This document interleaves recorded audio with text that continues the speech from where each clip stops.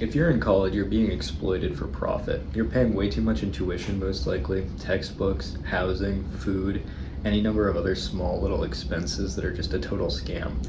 So how do you scam them back? Well, there's a few different ways. The first ways are around dining, and each university has kind of different dining policies. My university, I think, is somewhat standard. They use the company Sodexo, which makes prison food in the US, but there are a couple ways you can save money on this. So usually, for us, in our first 2 years, people have like infinite meal plans, just as many like dining hall swipes, which are like buffet eating. And then in your last 2 years, you don't have that. But you can use other people's meal plans to get into dining halls. So one trick, if you're a junior or senior, make a lot of friends that are freshmen and sophomores. And then we call it the two phone method. So you have 3 people, right? And you want to get them all in. Only 2 of them have meal plans though. So the first 2 people with meal plans, they go in. Then one person, they give their phone / like access card to the other person. That person walks out, and then you can get the third person in. You can scale that up to any number of people. There are other methods too, like sometimes they just don't watch the back entrance in certain dining halls that closely. You can just jump over it.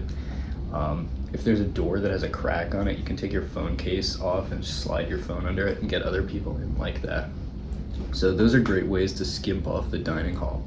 Also, just like take as much food as you can and just store it off campus. It's not like high quality, but at least you're saving some amount of money. And then next up is textbooks, which are just the biggest racket ever. Everyone knows how they like push another version every year and make it like $160.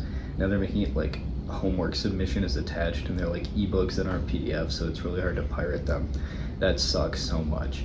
First of all, any amount of pirating you can do it. Go to Library Genesis and just pirate it. Don't care about the edition, because a lot of the time, at least at my university, which is not like all that elite, the problems in the textbook like don't really line up, and they actually don't use the textbook nearly as much as they say they're going to. So you can get like several editions older, usually with 0 consequences, and as long as you're a diligent student and you actually read the textbook, you'll be completely fine. So just get the free version. If it's not possible to pirate, try to find someone else in the class to share the textbook with. This isn't really like a scam. This is a well-known way to reduce expenses, but yeah.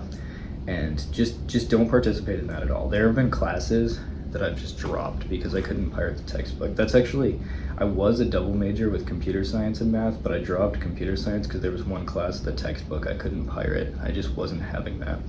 Because so many classes, well, 3 or 4 that I've bought the textbooks for, and just they have barely been used. They've been used for like one problem. It's like, it's mandatory that they put the textbook requirement so that they can make money.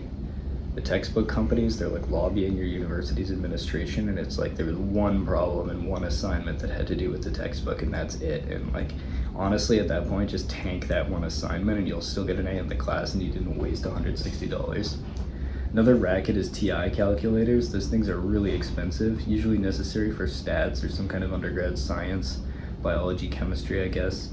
For statistics, like honestly, people are such wimps these days. No one's memorizing the z-value tables anymore, t-value tables. And honestly, if you don't have the balls to do that, you can just calculate a Riemann sum. It's e to the negative x squared for the standard normal distribution. You can just approximate that in your head. I feel like that's a reasonable thing to expect intro stats students to do these days.